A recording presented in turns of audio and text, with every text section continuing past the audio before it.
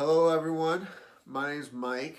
I just making this video because I'm coming up on my 1 year anniversary of working with Adam and being part of the Billboard 500 Club.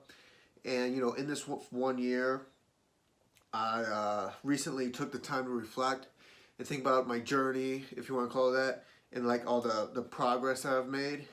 And I also really wanted to thank Adam and everyone here, part of this club, everyone awesome that I got to meet at Neverland.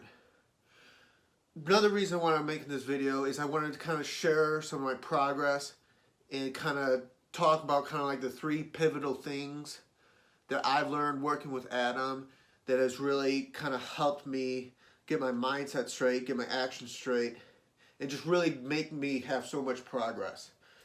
Because I've been trying to do music for a while now. I've always been good at the execution part, but it was kind of executing in the right direction that has been a problem. So like, for example, last year I was executing a lot, but just wasn't doing anything.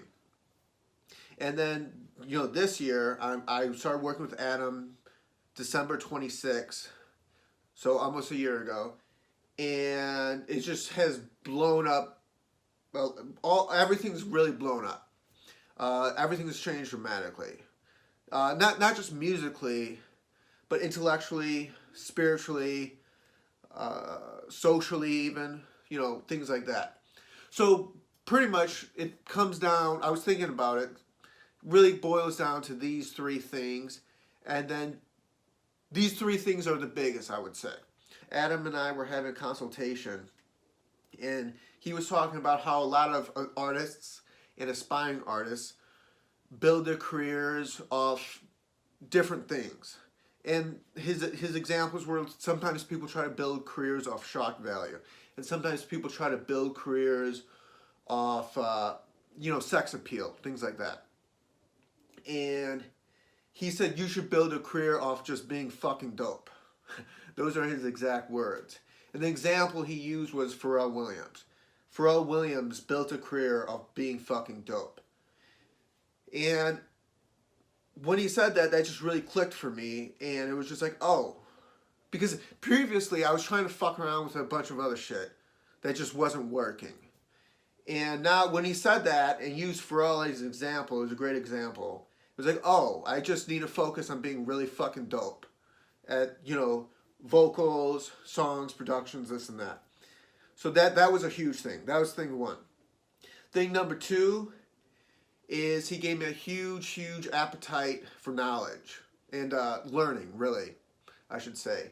So my biggest example I can give you for that, last year, the number of books I read, or the audiobooks really that I read, were like 3, 4. And like this year, I'm reading a book a week, listening to a book a week.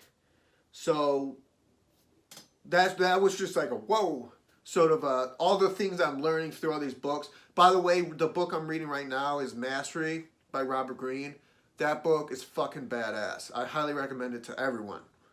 The third thing was production. So I remember this was even in a consultation. This was in a video that he posted. He posted a video talking about production. This was a while back. But he said when you're producing something, you should try to bring all your different influences onto the table. That was another aha moment. And prior to this, I was really kind of focused on like a purist mentality. Like I try to write a song, or I try to produce a song. It's like, this is going to be a pure folk song, or this is going to be like a pure grunge song. Those are two genres that I have a passion for. So, but when he said that, like try to bring all your different influences to the table, that was a huge change in my mindset, change in the way I took actions in the DAW and in production, things like that.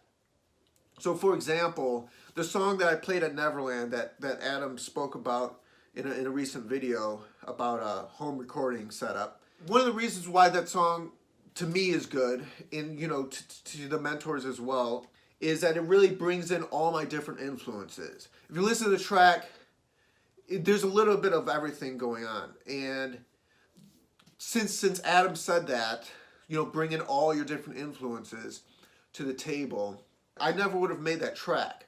I would have thought this has to be like a pure folk song, which doesn't make any sense because I'm not creating I'm not creating a yellow car, to reference Adam's previous talk about the yellow car driving by that grabs attention.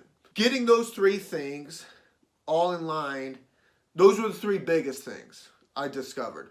And then once I got those things, you know, it's just about doing the chord progressions, using the hit song checklist, using the production checklist with the transitional sounds, using the plugins and things like that.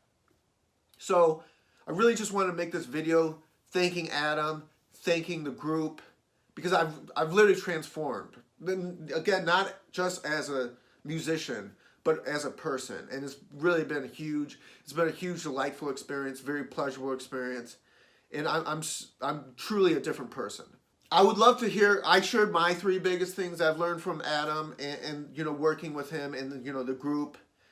And I would love to hear your three biggest things. So just to close off, thank you very much. Thank you, Billboard 500 Club. Thank you, Adam. And I'm so happy to be part of this group. And I really love it here. I can't wait for me to grow and continue to grow and for everyone else to grow. I think we have a badass club here. And it was a pleasure meeting everyone and everyone that I met at Neverland. That was such a great experience. And I hope to stay connected with you all soon. So thank you. Bye-bye.